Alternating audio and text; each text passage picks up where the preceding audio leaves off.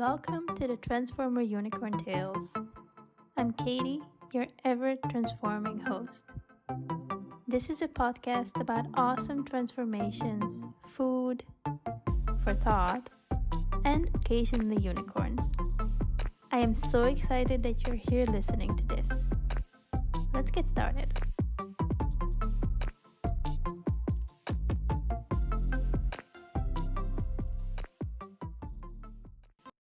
Hi, welcome. How are you today? I'm great, thank you. Thank you so much for having me on your show and let me share myself to you and to whoever else is listening.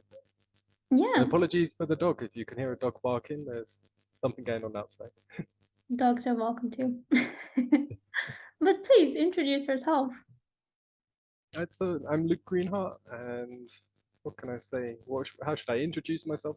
First of all, I'd say that where I'm from is easy. I'm from London, just south of London in the UK, currently in Spain, and trying to connect with as many people as possible and share the importance of mental health awareness, but from a holistic uh, advantage and viewpoint. Awesome. Yeah. That's exactly why I invited you because I really like how you do the whole holistic approach because I definitely stand behind that. Yeah, Uh, and holistic's one of them words as well that now it's being used more, but everyone can have their own definition. Like I said, for me, from a health standpoint and mental health, like I say mental health, it's not all in our head, as they would say. It's if you've got a nail in your foot, after a certain amount of time, you're going to have a mental problem issue from that physical pain. And it's about working that they're intertwined, your physical body, your mental body, emotional body, as well as your spiritual body and your purpose and place and identity. There's so many things that are all intertwined to work out where someone needs to just bring some balance. And how I work with most people is to take away. We all add so much to our life. It's like, what can we actually take away to take pressure off different areas of your life? I love that. Yeah. Yeah, like often if there's something going on, people tell you, try meditating, try doing yoga. And then there's just one more thing that you have to do. And when I started meditating, I was like all up in my head, like this is not working. Well, there was a lot of stress in my life, so no matter how much I meditated, the stress was still there. Yeah, and to be honest, like meditation is good, but again, it's for me, it's too vague. But I hear people say I meditate like this, I do this, and it's like there's so many definitions of what someone will use the word meditation. So for me, I don't use the word because I feel like it's people can get lost within that, and not get the full benefits of what they actually need. And that's why it's like trying to work with someone really one to one to see what needs to be worked on. But like I said, what adds less pressure to your life? What can, part of meditation to me, that sort of training is to take away the mental clutter. But a lot of the times when we go into silence, it amplifies, actually comes up even stronger than before, and so many thoughts are there. So I have tools and techniques that I work within that in shorter time frames. Instead of like an hour meditation, it can be 10 minutes, but there's precise tools and tactics within that 10 minutes to make it useful to bring someone into silence for 10 minutes, and it takes time, takes practice, different for everyone. Yeah, yeah. I love how specific you get about the terms and what they should be about. Because yes, like these days it's like holistic, meditate, this and that. Even with like yoga. So I'm a recent yoga teacher and it's like Pilates is sometimes seen as yoga or just all those let's do some hardcore workouts is seen as yoga. And I'm like, Yeah, and I think yeah. it's like the hashtag world we live in, the keyword world we now live in with the digital age. Because even for myself, like I create content on YouTube and podcasts and on the internet in general, and you have to then try and what they say like niche down. You have to label things to a precise point to target people, and it's like I really, for myself personally, don't like any labels. I don't like being confined to boxes. Even the word coach or anything is like to me, it's like, oh, that's too narrow. But to be able to connect with people and share, sometimes we have to add little words in to try and help bring them in. So there may be something that's like the best way to meditate. But within that, you open up what is meditation to you, what is the holistic approach, or what is yoga to you. So you can explain and see if someone resonates with that. Because again, I see with yoga, like for many years, I saw yoga as just a physical practice, stretches, making yourself look like a pretzel.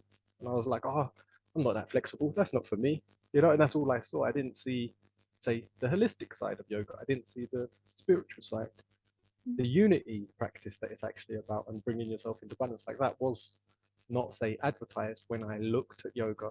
You just see poses, difficult poses, and that's it. Yeah, exactly. Um, yeah, so to kind of move into the topic of transformations, when I started my business, I was also like really, okay, what will be my niche? What will be my name? What will be like the thing?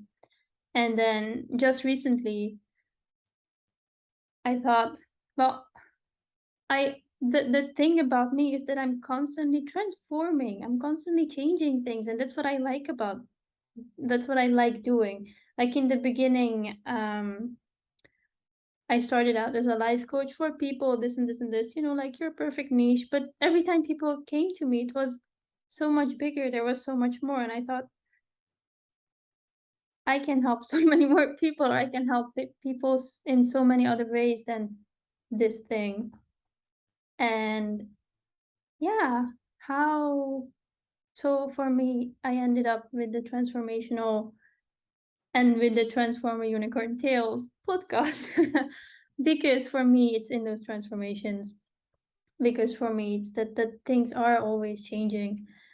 And yeah, so that's how I ended up with just not putting it in a box, but actually just expanding it more and more. Yeah. Yeah, because And it's difficult, like you say, because everything's growing or shrinking. Nothing is stationary, nothing is still and stagnant. Even a swamp where the water's, you could tell like that water's not flowing, but within that there's life and things happening and growing. So everything's always in motion. And for us personally, as say humane beings, we're either becoming more humane or less. And I think for most people that are a certain state of awareness, they just want to be more humane. They want to act with more kindness, compassion.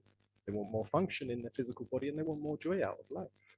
Um, and that's an incredible transformation that I personally went through, and I've seen so many. It sounds like you went through, and it's great that you're aiding people in that journey. yeah.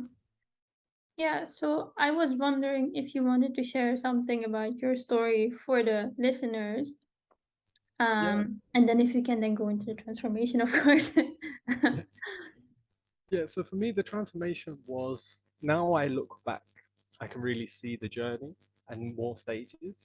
During the transformational stages, it feels like lots of ups and downs. Like, so you don't really feel consistent. You don't feel like you're really growing, because sometimes you feel like you're shrinking. Then you're like, oh, I'm growing.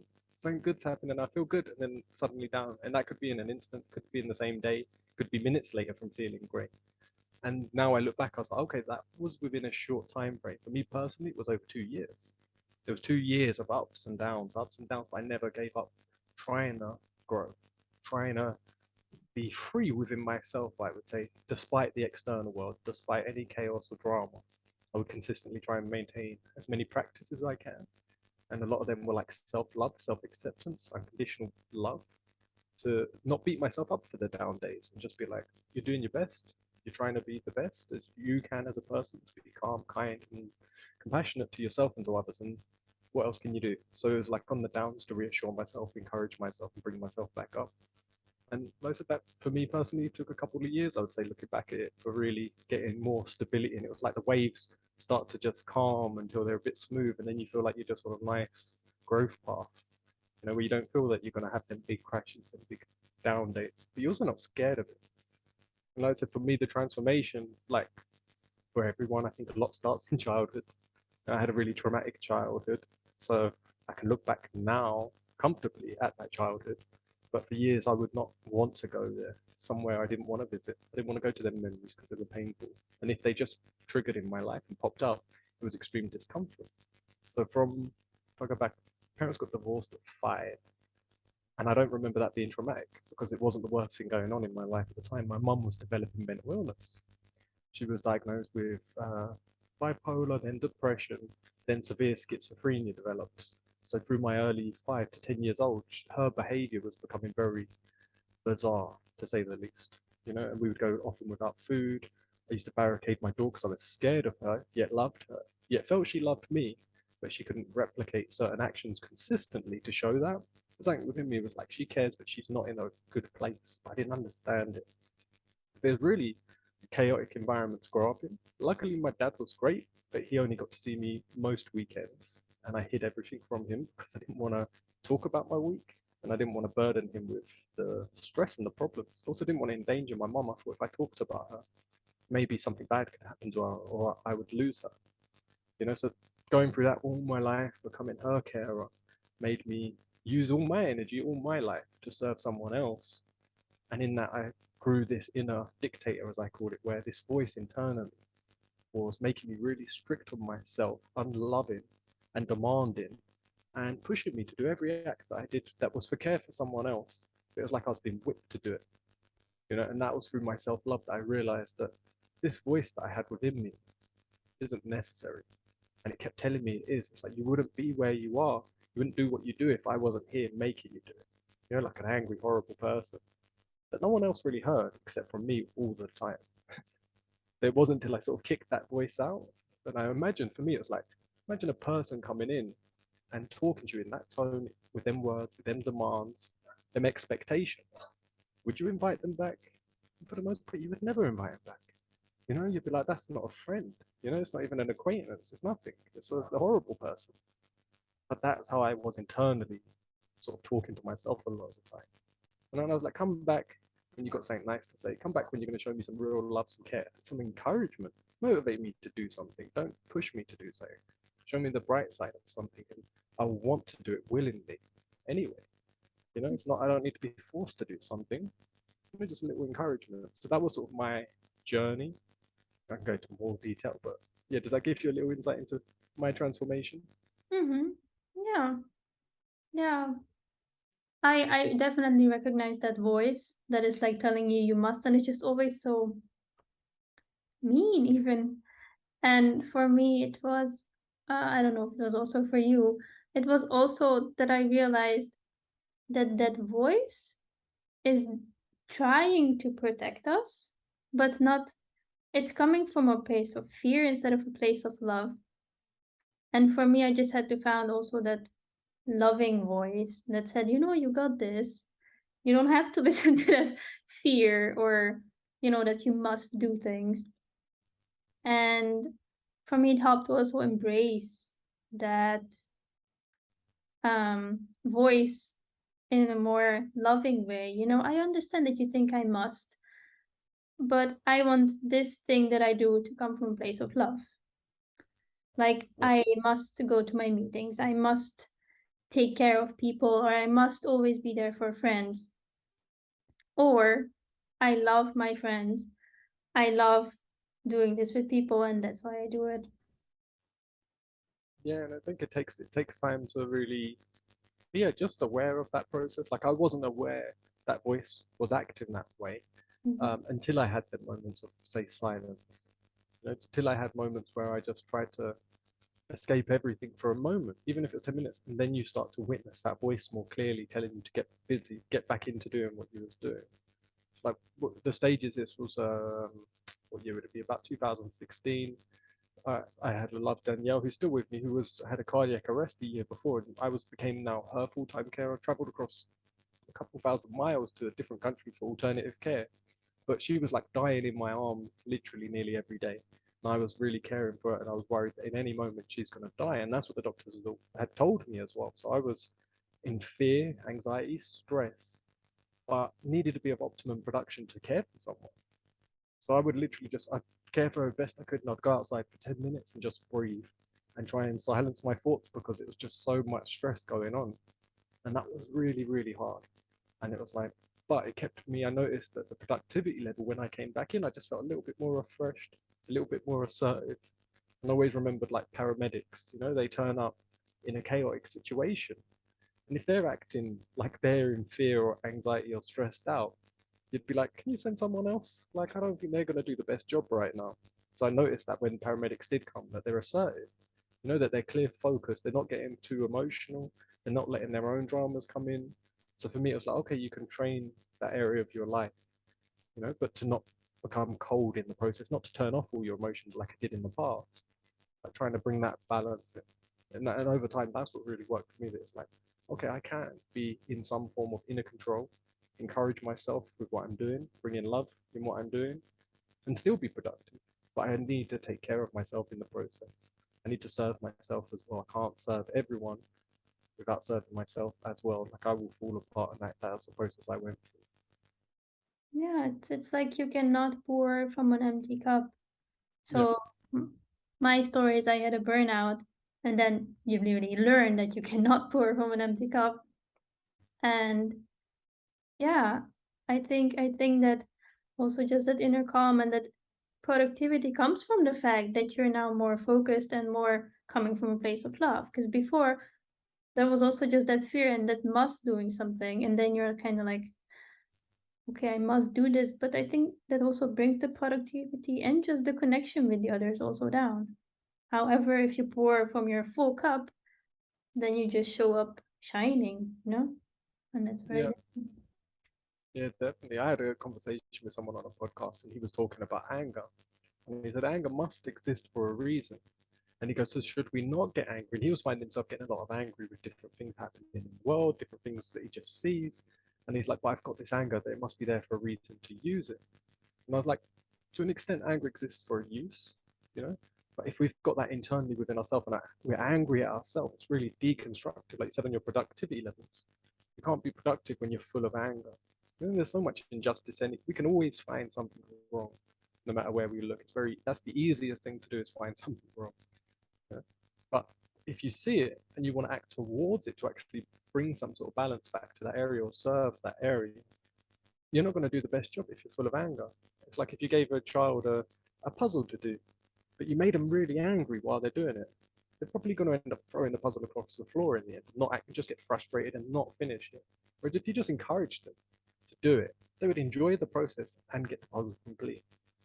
But I think for a lot of people, it's about getting them into actual balance internally so that they can be productive to act towards solving problems. I have the difficulty, I don't know if you have had the same. So many people that see suffering and want change are full of so much pain from witnessing suffering, but they get that same inner dictator that's telling them, like, oh, but if you don't suffer, you won't act. And it's like, no, you will act better if we can release some of that inner suffering. It doesn't mean the suffering externally doesn't exist, but you emotionally feeling it all the time and being angry and being frustrated isn't helping your relationships, especially, and it isn't helping get the job done. Yeah. Yeah, I definitely agree. Yeah. So I'm wondering because I also think and you work like very holistically, so I think you will understand where this question comes from. I think different things work for different people. Also, when they go through these transformations, like for years, I heard these things. Like I don't know, take care of yourself. You can self love and all those things. But it wasn't landing in my head until one day. And then I found the things that worked for me. For me, that's like dancing. Then I found yoga and journaling and those kind of things. But those work for me because all the other stuff didn't. So I was wondering, what were the things that helped you and supported you when you were going through your goopy face transformation? Yeah, I can give you one very specific moment that just is like it's right there, so clear. I can feel it just by thinking about it. Like the memory is so precise. And this was the moment I realized sort of so many things in one go. Is my love Danielle? This just before she was really ill. She run me a bath, and I was always the type that's like a lot of people: shower, get it done, get it out of the way. You got stuff to do. There's no time to have a relaxing bath. Why have a bath? It didn't make sense to me. It was like you have a shower, you be as quick as you can. It's just for cleaning yourself and getting out. And she's like, just have a bath, soak in the water, relax. And she put some candles on and she made it nice. And she put some music on that was like soft and slow. And I was, to be honest, like quite uncomfortable. I was like, oh. And she's like, stay in there at least an hour. And I was like, an hour in the bath. I was like, oh, man, what am I going to do? So I'm gonna go. I'm gonna be bored in a minute. But I thought, okay, I'll go in there and I'll do it and let's see. But it was really difficult for me to just even have that time where it felt like this isn't productive. My mind was constantly telling me like, you could be doing this, you could be doing that. You've got this to do. You've got responsibilities. Have a shower and get out. But I did it, and I got in the bath. And I remember like just sitting there, and after I'd sat there for a little while, I started to just caress my arm, and I was just like rubbing my arm to not even with soap. I was just looking at it, and I was just like feeling my arm and moving it, and I was just thinking about all the times I pushed my body to such limits and sort of like I said, dictated it and bullied it and belittled it and said it's not good enough and it doesn't behave the way it should behave. You can do more. And I realized like my mind had been attacking my body forever, like my entire life. Even when it went to the gym or exercised, it was all under strict discipline of you've got to be better, you've got to do better, you're not good enough. And I realized this, and it was like I had tears in my eyes when I realized that I've been speaking to my own body in this way. But this body that's been there for my entire life, serving me to the best of its abilities, even if at times it couldn't do what, say, my mind wanted, it was doing its absolute best to try to do it, and it just couldn't for whatever reason, but it was trying the whole time. And I just had this like overwhelming sensation of like connectivity with my own skin and body and appreciation for the first time. Where I was like, oh, you know what? I actually really appreciate just having this body, despite however it was looking, despite what it did. But that came in a sort of moment in a bath, and then that started my journey of realizing I have got a lot of growth to do. I've got a lot of sort of patterns to unbreak. I've got a lot of appreciation to give. And the sensation was great. The feeling that I got from just being in that place and that mind and that touch made me think, you know what? I've got to work more on this because it feels good and I'm going to work more. And that sort of launched my self love practices. Because again, I'd heard, I think, the word self love, self care, and ignored it because it was just like, oh, that just sounds like a waste of time as well. That's like, and then a lot of people will talk about self care, and it's just like, oh, your makeup routine, your hair routine, and it's like, to me, it's like, oh, you're on about like pampering yourself. You're on about just superficial things to me, it seems. So I just ignored it and didn't give it time to see if there was any depth involved. But I do think there's a difference between self care and self love. I think they are two different things in how they advertise and what people do share. So for me, it is all about self love. And within self love, you are self care. Yeah, I love the bot story. I really love it. I think it. I we lived in this small apartment and we only had a shower, but I think after like half a year when my transformation started, I learned that you can buy a bath for in the shower. And yeah, in bots you just have moments of wow. Um, so yeah, everyone listening, definitely try a bath. Yeah, yeah. No, Um, I think water has a powerful ability to connect us. Whether you get in a lake, the sea, the ocean, we all love some form of. I often ask on my podcast, what's like your favorite sound? And 99% of the time, it's water. Just the sound of running water, whether that's rain, or the ocean. There's some like it's a beautiful thing, and I think just having presence in that moment, like I said, not speeding the process up, like I have to get this done, even if it's a shower, to enjoy the process. And another tool that I use with a lot of people that I work with is tell them as best as they can to visually see themselves from the outside like a film, and imagine a director is filming them, say, going for a walk or having a shower, having a bath. And what would they say and direct you to do to make it look like that person's enjoying what they're doing? They look happy in what they're doing. And if it was a silent movie, someone would still go, oh, that person's like really taking care of themselves, having a lovely walk. They look like they're joyful on their walk, or they look like they're having a really nice shower. Like what? Would it be a different expression, a little bit of a smile, and a little bit of better posture, sitting up straight, standing up straight? I can try and see like what would that look like to actually represent how you feel. And again, that was part of my journey as I realized I wasn't representing. As I went through a certain stage, it was like I'm starting to feel good, feel new feelings, feel love for myself. And Danielle said to me one day, oh, she turned her head. She was like, what's wrong? And she goes, are you okay? And I was almost offended. I was like, what? And she goes, well, you don't look happy. You just look miserable. And I mm, had to take a pause to like not take it as criticism or as someone telling me something wrong, because I'm always trying to do something right, and that would be a pattern as well. That if someone criticizes me, it's like I'm not doing good enough again. So I had to not react in that way, and obviously through the transformation, that's part of the process. And then I realized I was like, wait a minute, am I not representing my true feelings? Am I being unauthentic? Because authenticity has always been important to me. And I realized that my patterns of being depressed, my patterns of having anxiety and trauma and stress made me cold and miserable looking because that's how I felt. And when I felt good inside and I felt great, I still looked cold and miserable and depressed. So I had to train myself to smile again. I had to train myself to represent my true inner feelings. And I see that's also a big stage for a lot of people, but that's why I had to go through and had to realize first and have that realization. Mm-hmm. I like that. I like having movies. Yeah, that's also a good tip.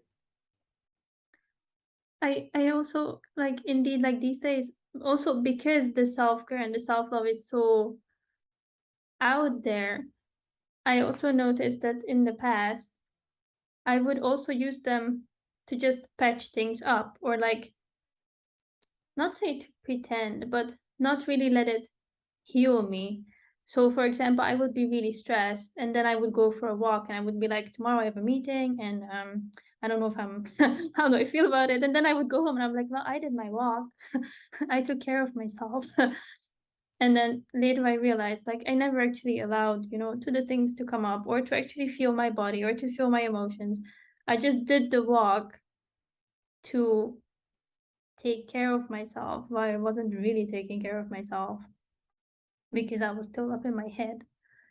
And I think a lot of people do that. A lot of people are like, well, but I am doing all the all the things that we're supposed to do to take care of ourselves. But they might not be the things that we need or the things that actually make us turn inward to face those. I don't want to call them demons because sometimes they're friendly if you talk to them nicely. But yeah, to just face that whatever is boiled up inside and whatever we put the lid on. Yeah. So yeah, I think Yeah, you need like a good camera. yeah, no, definitely. And I think I think that's what's so important about someone having a mentor or coach or whatever they call it. But like in a sports, I used to do boxing for a long time, and you have a coach. You have someone in your corner who's watching out for you, who will tell you if you're going slightly off track or if you're not doing, you may be working so hard, and they'll be like, well, you're working hard in the wrong area, because you actually, here's your weakness, and we want to make this area stronger. So you don't get defeated in battle. You don't get defeated when something drama happens, and they will coach you through it. And sometimes they might have to throw in the towel and tell you, like, you need a break, you're pushing yourself too hard. And having that accountability, but also that guidance and some support, I think that's what's so important. And I do see the sort of coaching model transforming how people act and do things online to be able to virtually have someone on their corner supporting them, guiding them. Like where I used to do personal training like 15 years ago, I was a fitness personal trainer, helping people with their nutrition, their diet, get stronger, get leaner, and I noticed even then that I had to work on their mind and their balance because you don't get strong if your mind's all over the place. You can't push yourself, it's dangerous. You have to teach them silence and all these things. But I was really concentrated on the physical results of strength and their structure. And during this time, I was like, I've got to work so much with these, but so much was also on the mind. But that was normal behavior. You have a personal trainer, and I saw that industry grow. At the beginning, unless you was a performing athlete, people would go, I don't need a personal trainer. That's for competitive athletes only. Now you speak to people, and so many people are going for personal trainers in the gym, because they see the advantage of having someone that's going to guide them and be there for them and support them and make the process just faster. And I see the online lifestyle, whatever someone wants to call it, but supporting us in wherever it is, like you said, transformational or health, whatever the area is, you need growth or support to have someone in your corner or to have a team. Some of them are like, I was on this online, there's like group coaching sessions as well as one-to-ones. I thought it was amazing. It was my first experience of working with people in that way and being part of a community. And I'm still part of that community and I still work with them. But it's somewhere to not only see other people's growth, but to give your own input and help other people. But it's also somewhere you can go and ask someone a question and be like, maybe they'll give you a different angle on it, but they're there for you, most of all. They're actually there to support you and try and get the best out of you. I heard a quote yesterday I really liked, and he's like, American football coach. So he wasn't like a lifestyle coach, but he says he's got all these teams. He works with like 15 to 17-year-olds. And he goes, the main thing he goes as a coach, he sees it is he's got to get the most out the worst and the best out the best.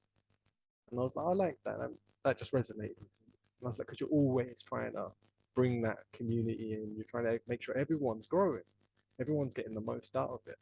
But no, that's why I really love what I'm now doing online and connecting with people in that way.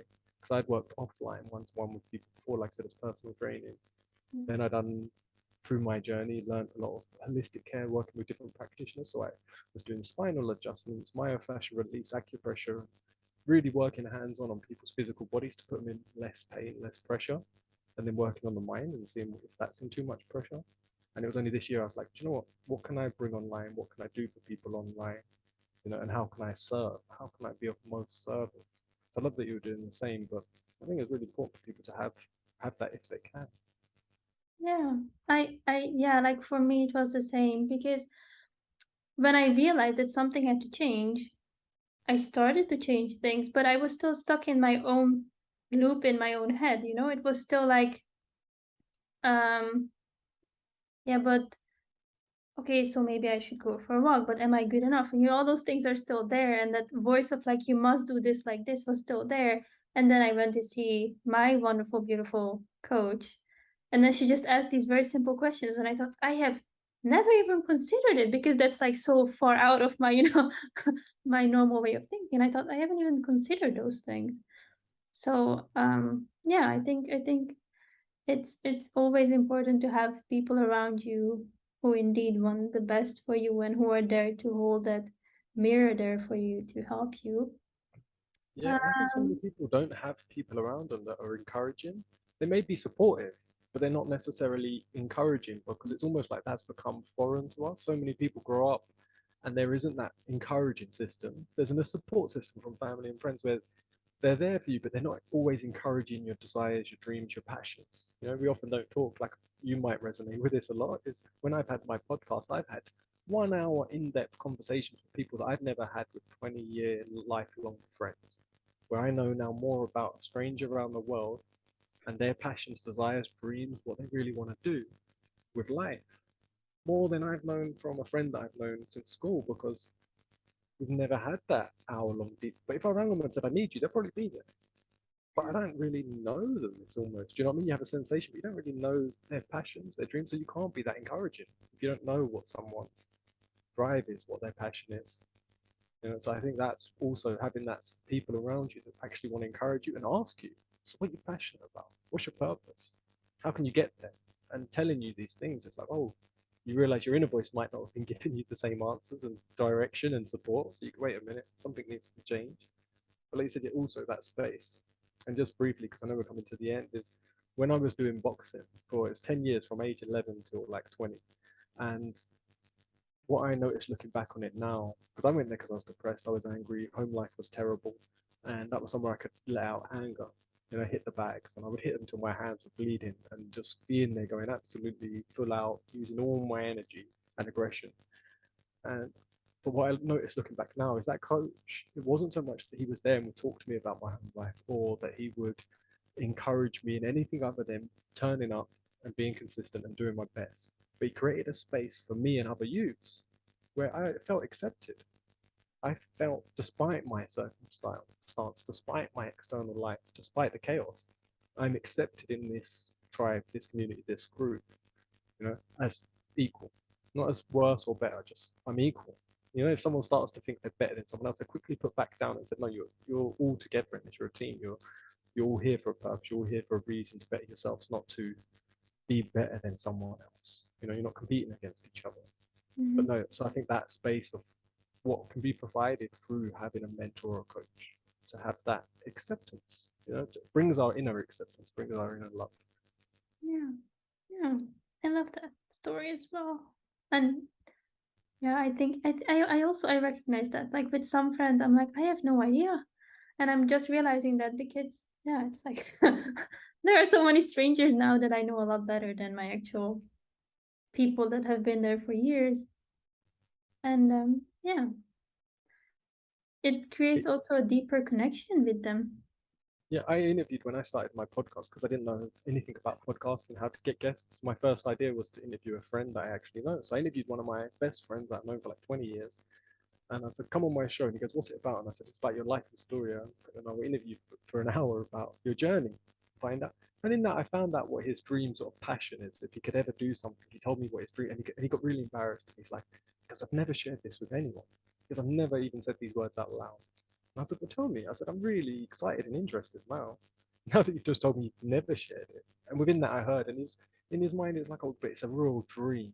And it was, to be honest, all it was. And I say, oh, it's a big thing and it's a good thing, but he wanted to raise cows in the best, most calmest way to provide milk to the local community from cows that are loved. That was his idea. He's like, if I could do that, because that to me feels like something I'd really love to do. But at the moment, he like sells property or something. I think I can't even remember. I think he works in loans. Do you know, like it's so far from what he's doing day to day that Mhm. to him it's just an unachievable dream. So don't talk about it. But if Yeah. you start, like I said, them sort of things, if you get someone that's supporting you, they bring you in, and you start to just put it in your mind that maybe you could do it, or what acts would you have to do, even if it takes 20 years. He could be there. He could be doing that. It's not impossible. But without encouragement, without accountability, without someone there to support that mission, that drive, that passion, probably won't do it. Yeah. Yeah. Definitely. I'm also so grateful for the people that I talk to now because every time we talk, I'm like, it just gives me that, like you said, it's also about the acceptance because you're like, yes, we are doing this together and yes, we're doing something good. And whatever it is, whatever we dreamed about is now happening and it is possible. And there are people who are there like, you got this. Yeah, and I think the best thing as a mentor, coach, support, or whatever the word is for me, it's about giving, it's about being of optimal service, it's a sacred practice, and it's about how much can you give to benefit someone else without expecting anything in return.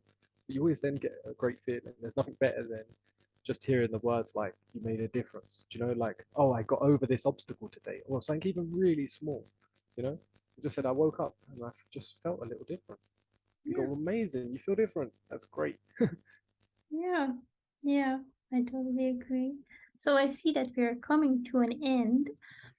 So I definitely want to thank you for your time and for your stories today. And um, yeah, so just for the people listening, in the podcast link or the whatever link that is somewhere below, you will find all the ways that they can connect with you. Yeah, Um, the easiest way, YouTube or Google Luke Greenheart, and you'll find my YouTube channel where there's plenty of content about life, my life journey, my podcast, or coachgreenheart.com for my holistic services. And a free 45-minute call I offer when I'm available. So I can find out with people how I can be of service for them. that's awesome. So go to the links, find them below as well. And thank you so much for your time. And Thank you. Thank you for having me. Have a beautiful rest of your day. And thank you for your audience for listening. thank